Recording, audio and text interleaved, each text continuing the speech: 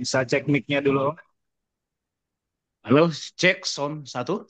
Bisa dengar? Ya, bisa. Selamat Bisa melayani ya? Om Tony. Ya,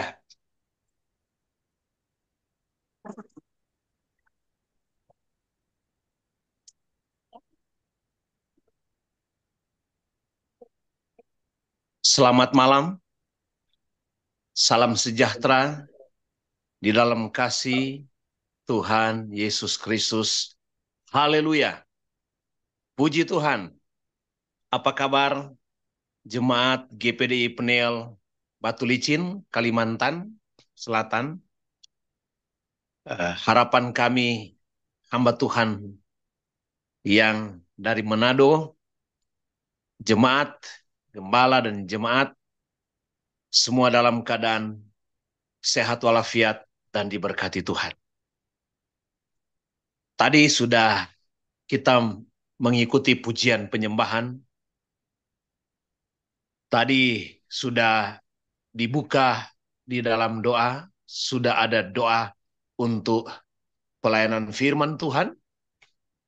Dan malam hari ini saya ingin membagi berkat bagi saudara-saudara ya dalam Bible Study malam hari ini, mungkin ketujuh kali ya, eh, tentang peperangan rohani.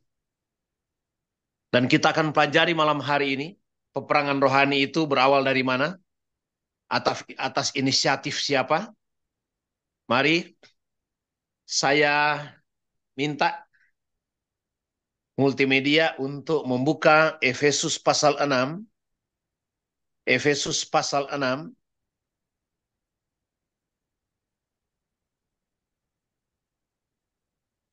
Kita baca ayatnya yang ke-11 dan 12. Efesus pasal 6 ayat 11 dan ayat 12. Kita akan baca bersama-sama. Saya baca.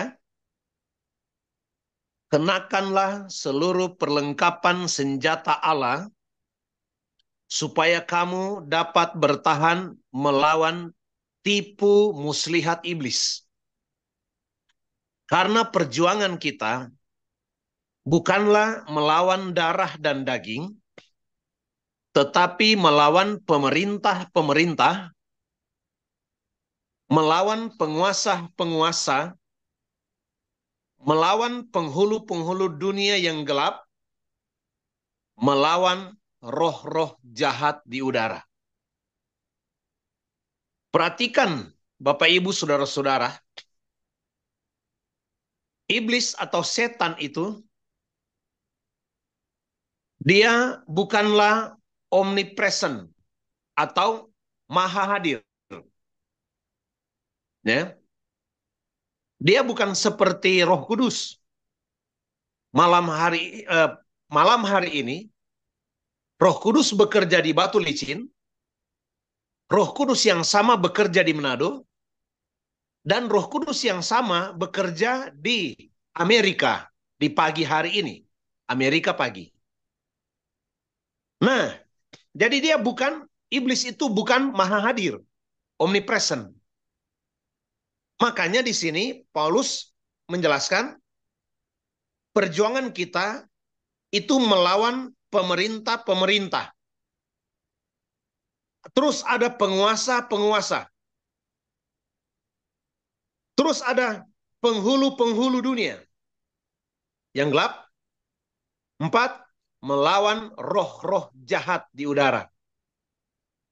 Paulus memberi 4 level bagi iblis setan kuasa kegelapan yang memerangi umat-umat Tuhan setiap hari.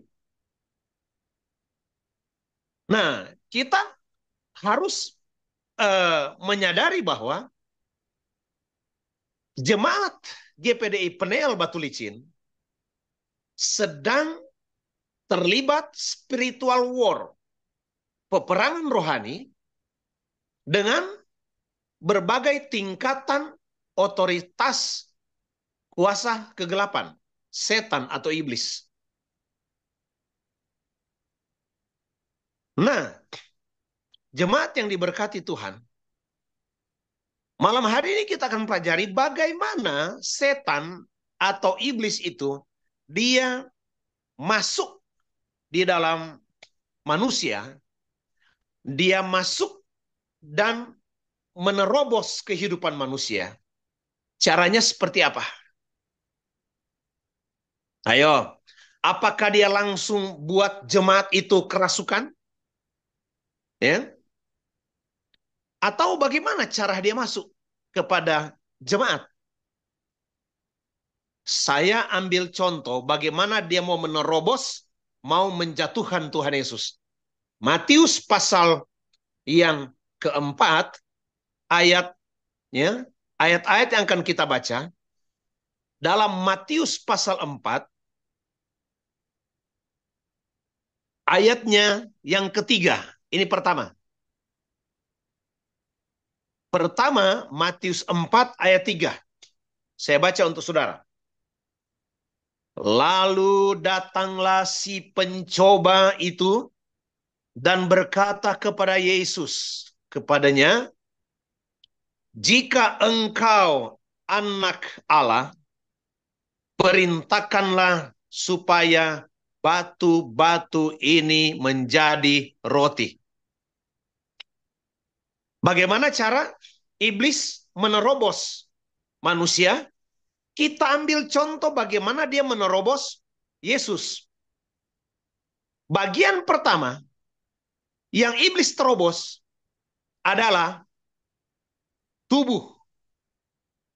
Kita kenal bersama bahwa manusia itu terdiri dari 3 dimensi. Dimensi apa aja itu? Pertama, tubuh. Kedua, dimensi roh. Ketiga, dimensi jiwa. Kedua, ketiga dimensi roh. Jadi, tubuh, jiwa, dan roh. Nah, kita lihat pada waktu iblis mencobai Tuhan Yesus, dia mau coba masuk ke dalam. Pertama, dia melewati tubuh Tuhan. Pada waktu apa iblis masuk untuk mau coba Tuhan Yesus? Kita lihat ayatnya yang pertama dan kedua. Matius 4 ayat pertama.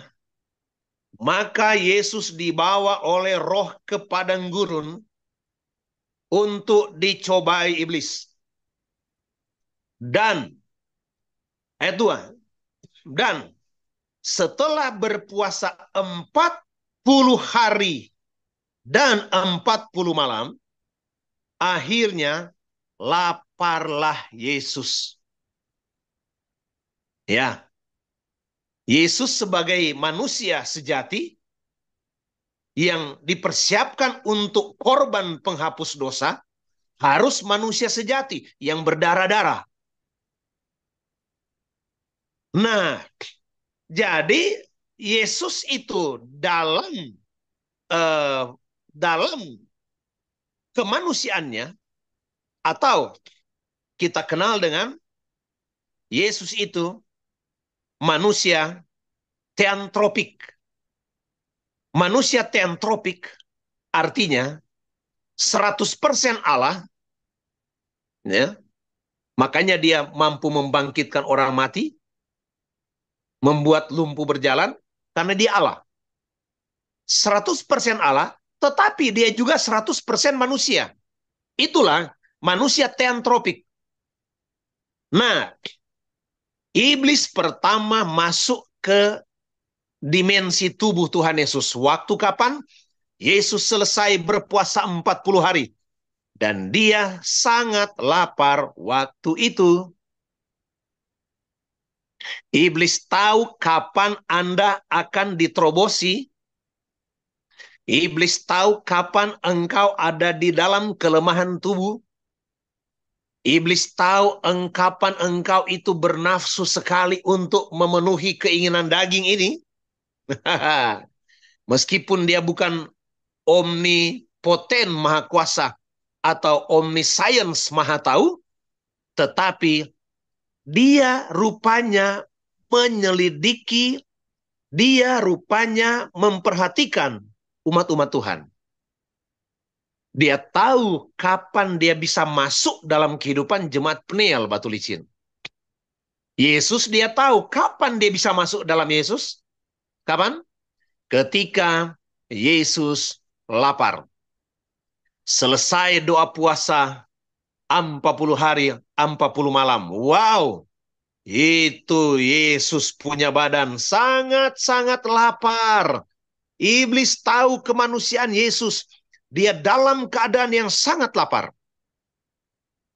Makanya hati-hati saudara, ketika tubuh kita ini daging kita, sangat-sangat bernafsu untuk dipenuhi keinginan kita, kita perlu belajar dari Tuhan Yesus.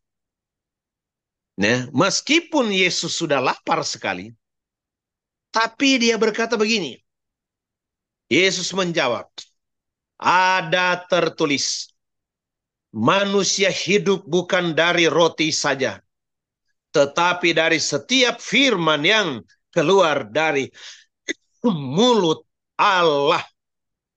Haleluya. Jadi jemaat GPDI Peniel, ketika iblis menggoda kita, contohilah Yesus. Dia memakai firman Tuhan. Yesus memakai firman Tuhan. Yesus berkata, ada tertulis, manusia hidup bukan dari roti saja, tapi dari setiap perkataan firman Allah. Bukan saja dari roti manusia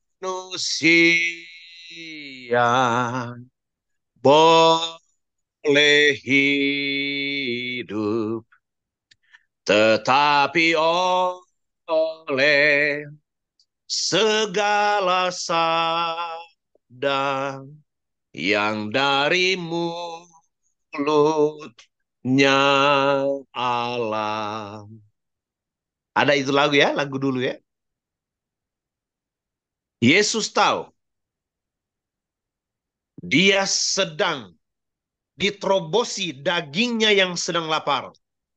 Sedang diterobosi oleh setan untuk menaklukkan pikiran dari Tuhan Yesus.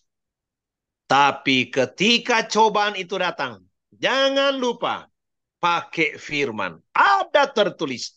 Ada tertulis.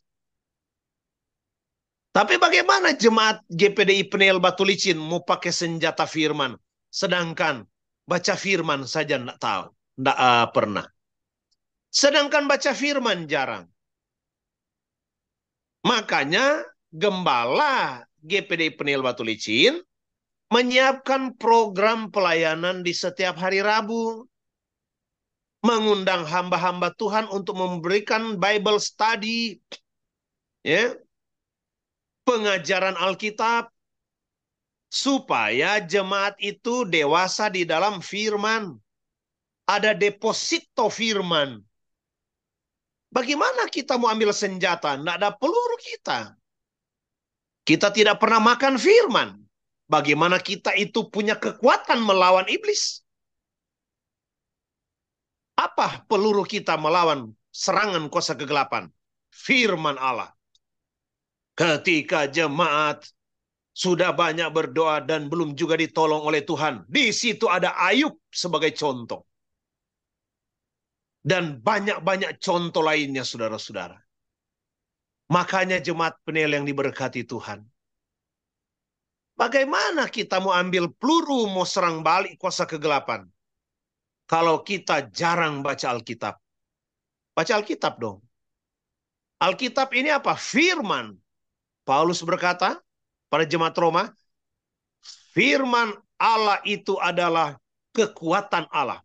Terjemahan Bodo berkata, Injil itu adalah kuasa Allah. Bagaimana jemaat Peniel mau memiliki otoritas memerintahkan setan? Bagaimana jemaat GPDI Peniel Batu Licin memiliki otoritas untuk mengusir setan? Sedangkan firman itu tidak ada. Kuasa Allah tidak ada pada jemaat. Makanya Yesus ketika dia mau konfrontasi kuasa kegelapan, dia berkata, ada tertulis. Manusia bukan hidup dari makan, tapi dari setiap firman Tuhan. Ya, firman Tuhan itu membuat kita bisa bertahan hidup. Ya, haleluya. Loloslah Tuhan Yesus. Tapi inilah bodohnya iblis. Tuhan kok mau digoda? Tuhan mau digoda. Ya. Tapi itulah iblis, bodohnya di situ. Yesus itu apa? Kai hologos sarsegeneto. Dia Allah yang menjadi manusia. Tapi inilah bodohnya iblis. Dia mau cobai. Yesus menang di godaan pertama. Dia lapar, tapi dia bisa konfrontasi. Dia bisa lawan itu. Ya. Dia bisa mengendalikan laparnya, hausnya, lapar dia. Dia bisa kendalikan, padahal dia manusia 100%. Iblis tidak puas dengan mencobai tubuh manusia. Kemudian kedua dia terobosi apa? Jiwa manusia. Coba lihat, kita baca ayatnya yang kelima dan keenam. Coba klik Matius 4 tadi ayat 5 dan keenam. Ini proses kedua, lebih dalam lagi. Dia selesai cobai tubuh Tuhan, sekarang dia cobai jiwa. Perhatikan. Ayat 5. Kemudian iblis membawanya ke kota suci dan menempatkan dia di bubungan bait Allah. Lalu berkata kepada Yesus, jika engkau anak Allah, jatuhkanlah dirimu ke bawah. Sebab ada tertulis, mengenai engkau, ia akan memerintahkan malaikat-malaikatnya, dan mereka akan menatang engkau di atas tangannya, supaya kakimu jangan terantuk kepada batu. Rohani banget sih setan ini. Hebat banget si iblis ini. Dia pakai firman, saudara. Memang iblis ini suka menjiplak. Ketika di ayat 3 dan ketika di ayat 4, Yesus berkata, ada tertulis. Iblis jiplak itu. Di ayat yang kelima, iblis goda Yesus supaya apa? Menjatuhkan diri dari bubungan bait Allah. Dan iblis pakai firman. Dia bilang apa? Sebab ada tertulis. Wah, pakai firman si setan ini. Dia jiplak. Kalau Tuhan Yesus berkata, sebab ada tertulis, iblis juga pakai firman. Sebab ada tertulis. Tahu enggak iblis jiplak? Ya, ayat yang ke-6 ini, itu dia jiplak. Ya, itu pasal 4 ayatnya yang ke-6. Itu dia jiplak Mazmur 91. Ayat 11 dan 12. Wih, coba buka Mazmur 91. Tolong diklik. Mazmur 91. Ayat 11 dan 12.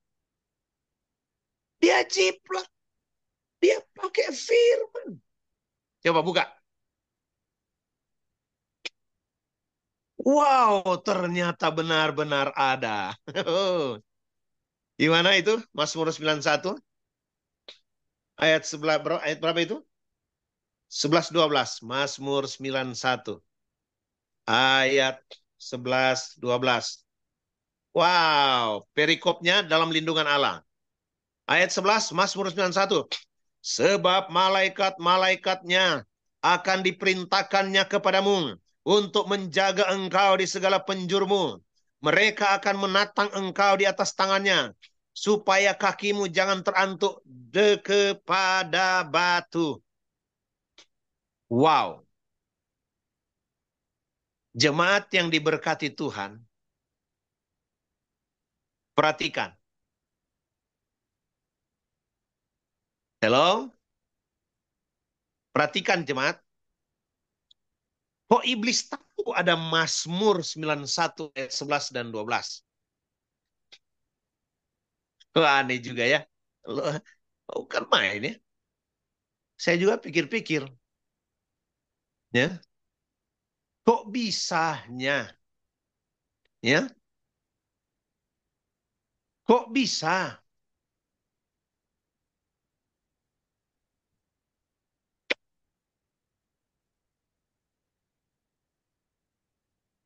Saya pikir-pikir ini. Kok bisa iblis tahu Mazmur 91 ayat 11 dan 12? Berarti dia baca Alkitab. Kalau dulu belum ada Alkitab, dia baca Taurat. Dia baca firman Tuhan. Aduh, gimana ya? Kalau iblis saja rajin baca Alkitab, dia tahu tentang firman. Bagaimana dengan manusia? Bagaimana dengan jemaat Peniel Batu Licin? Ayo, bagaimana?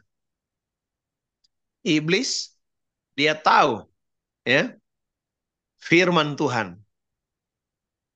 Bagaimana dengan jemaat Peniel? Apakah baca Alkitab? Apakah tahu firman Tuhan? Jangan sampai iblis itu lebih tahu firman dari jemaat. Dia pakai firman. Apa tujuan dia menggoda Yesus? Jatuhkanlah dirimu di atas. Dari atas ke bawah. Sebab ada tertulis.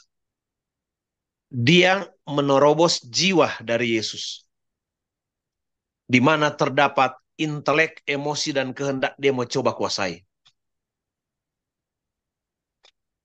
Iblis mencoba menguasai Yesus dalam dimensi jiwa. Di mana ada intelek, cara Yesus berpikir, emosi, dan kehendak. Kesombongan. Jiwa ini mau dicobai oleh iblis. Dia mau supaya Yesus sombong. Jatuhkan diri dari atas hubungan. Kira-kira Yesus bisa ciptakan batu jadi roti enggak? Bisa. Kira-kira Yesus bisa melompat dari hubungan dan tidak apa-apa kakinya, dia terbang? Bisa. Tapi ingat baik, saudara-saudara, Yesus tidak mau takluk kepada kuasa kegelapan, iblis. Demikian juga anak-anak Tuhan. Demikian juga jemaat Peniel Batu Licin. Jangan mau ikut perintah iblis. Jangan mau takluk di bawah otoritas kuasa kegelapan. Lawan dia dengan firman. Ya. Ayatnya yang ketujuh. Yesus berkata kepadanya, ada pula tertulis, jangan engkau mencobai Tuhan Allahmu. Kalau iblis pakai firman, Yesus juga pakai firman. Ada pula tertulis. Saudara, iblis pakai firman tujuannya menjatuhkan manusia. Iblis pakai firman supaya kita tidak taat kepada perintah Tuhan. Ada itu saudara-saudara. Ya. Iya. Contoh, dia bisa pakai sistem hukum Taurat dan mengatakan bahwa persepuluhan itu Taurat. Tidak berlaku lagi di dalam perjanjian baru. Oh, setan dia bisa pakai firman. Setan dia bisa pakai teologi untuk memutarbalikan supaya jemaat tidak setia mengembalikan milik Tuhan. Itu. Jadi itu yang kedua ya. Yang ketiga, ayat 8. Dan iblis membawanya pula ke atas gunung yang sangat tinggi dan memperlihatkan kepada Yesus semua kerajaan dunia dengan kemegahannya. Dan berkata kepada Yesus, semua itu akan kuberikan kepadamu jika engkau sujud menyembah aku. Wow. Dia terobos dimensi ketiga dari Yesus, yaitu roh. Manusia juga ketika iblis akan terobos kita, dia hantam dulu di tubuh keinginan daging, baru di keinginan jiwa, kesombongan, ya, kesombongan berpikir, ya, dia timbulkan emosi negatif dan tindakan-tindakan yang salah. Dan yang terakhir, yang ketiga, dia menerobos roh manusia. Ini sudah bicara penyembahan. Di dalam dimensi roh manusia ada ada hati nurani, intuisi, dan persekutuan. Itu dimensi ketiga manusia, roh. Dimensi roh, di dalam dimensi roh ini terdapat 3 dimensi lagi. Apa? Intuisi, suara hati, dan persekutuan. Makanya manusia itu diciptakan ada roh. Sehingga dia memiliki kerinduan untuk menyembah. Dan ada yang salah menyembah. Dia menyembah batu. Dia menyembah pohon besar. Karena memang pada dasarnya di dalam manusia itu ada roh. Roh itu adalah media dipakai oleh manusia untuk menyembah Allah. Makanya ada yang menyembah batu, menyembah air sungai, menyembah patung. Nah, itu. Karena pada hakikatnya di dalam diri manusia ada fasilitas untuk menyembah. Tapi ada yang salah menyembah. Tapi saudara dan saya tidak salah menyembah. Saudara dan saya menyembah Bapa di dalam roh dan kebenaran. Bapa, Adonai, Elohim, ya, di dalam roh dan kebenaran. Jadi itu ya, bagaimana iblis mau coba pengaruhi Tuhan Yesus, begitu juga dia mau mempengaruhi kita. Dan Yesus berkata, ayat 10, maka berkatalah Yesus kepada iblis, enyahlah iblis, sebab ada tertulis, engkau harus menyembah Tuhan Allahmu, dan hanya kepada dia sajalah engkau berbakti. Lalu iblis meninggalkan dia, dan lihatlah malaikat-malaikat datang melayani Yesus. Pertama, Yesus belum tengking, iblis belum usir. Kedua, pencobaan di dalam jiwa, Yesus belum usir iblis. Tetapi kalau sudah menyangkut ketiga, sudah menyangkut roh, menyangkut penyembahan, ya, keintiman itu, Yesus langsung usir iblis. Enyahlah engkau, hai setan. Enyahlah engkau, hai iblis. Karena hanya kepada Tuhan kita menyembah. Makanya jemaat, dilarang menyembah selain dari Tuhan, pencipta langit dan bumi.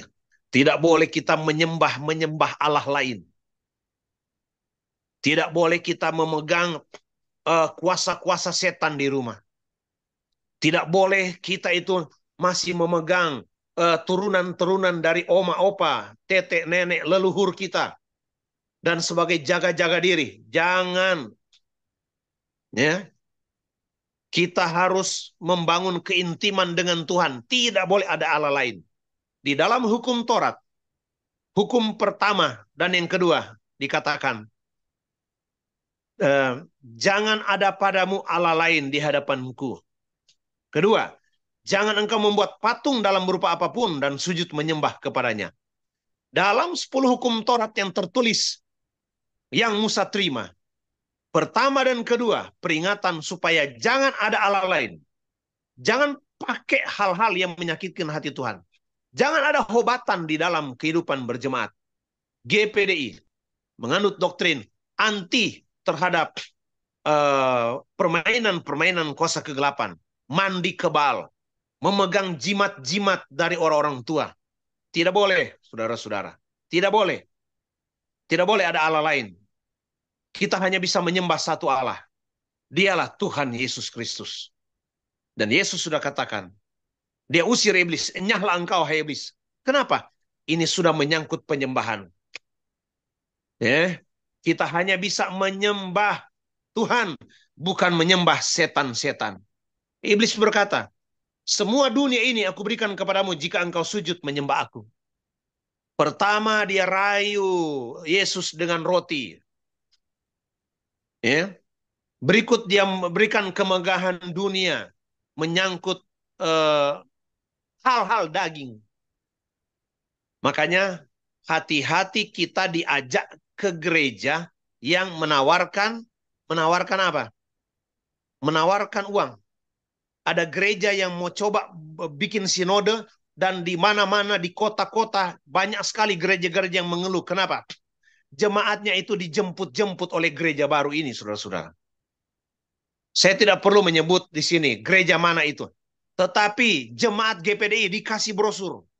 Dikasih brosur. Dikasih brosur. Ya, enak aja. Nah, mereka iming-iming. Kamu akan dapat pekerjaan. Kalau kamu jadi jemaat kami, ajaklah mama papamu. Karena kami bisa bantu perekonomian Anda. Ini strategi kuasa kegelapan. Setan, iblis. Ya. Heran kalau ada gereja memakai cara-cara setan untuk memperbanyak jiwa. Beda dengan Pantai Costa. Beda dengan GPDI. Kalau saudara mau pelajari tentang GPDI, itu mereka semua dimulai dengan doa dan puasa. Dan mujizat-mujizat mulai terjadi. Nanti kalau ada waktu yang akan datang, saya diizinkan lagi untuk menyampaikan Bible study tempat ini. Kita akan pelajari tentang Yehezkiel. Dia mendapat penglihatan tentang air dalam bait suci itu. Dia mengalir, dan pertama di telapak, kedua di lutut, ketiga di pinggang, dan akhirnya tidak dapat diseberangi lagi. Itu tentang pekerjaan Roh Kudus di dalam kehidupan gereja. Nah, jadi kalau ada waktu ke depan, saya akan bicara tentang gereja yang sehat. Seperti apa? Ya. Wow, saya ke Jember. Gereja Pantai Kosta di sana mengeluh. Kenapa? Ada gereja baru yang mulai mengambil jiwa-jiwa mereka. Bukan cuma GPDI, Protestan ini. Saya pergi ke Bekasi, pergi ke Jakarta, pergi ke Medan, pergi ke Pekanbaru, saya pergi ke Balikpapan, saya pergi ke Pontianak, saya pergi ke Palu, Makassar, saya pergi ke Papua. Semua mengeluh. Ada gereja yang terlalu gampang merebut jiwa-jiwa dengan iming-iming uang, pekerjaan, dan hal-hal yang mengenakkan daging.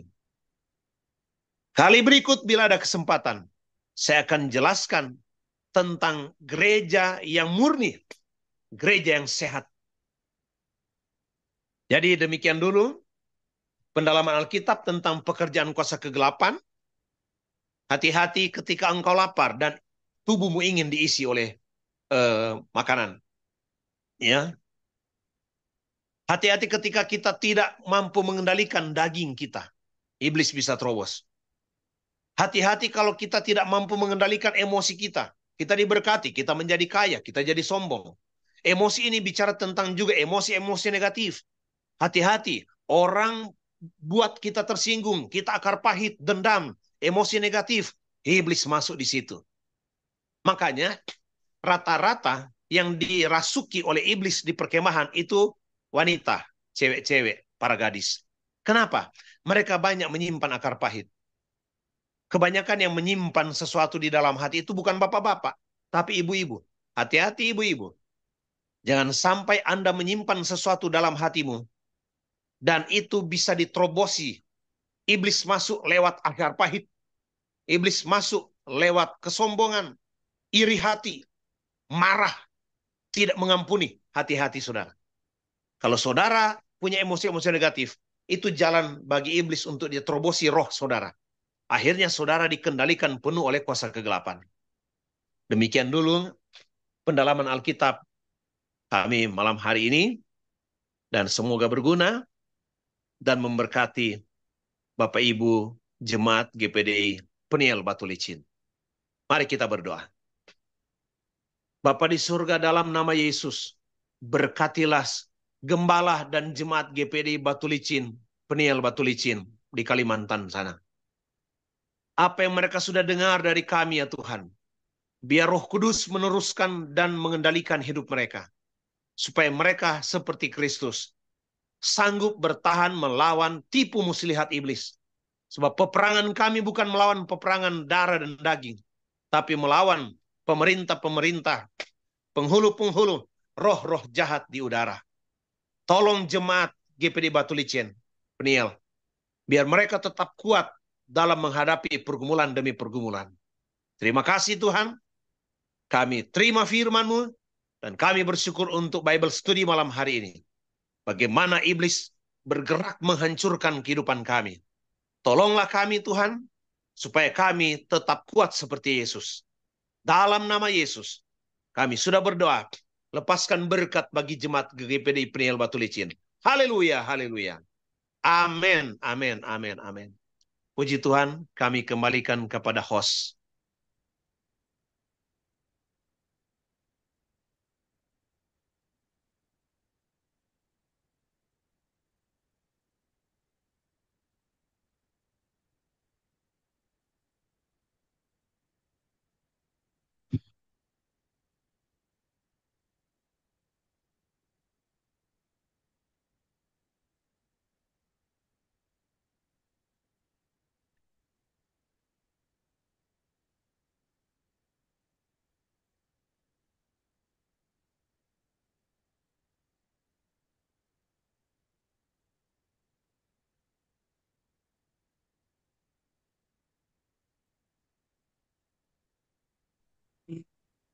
Terima kasih Om untuk pelayanannya.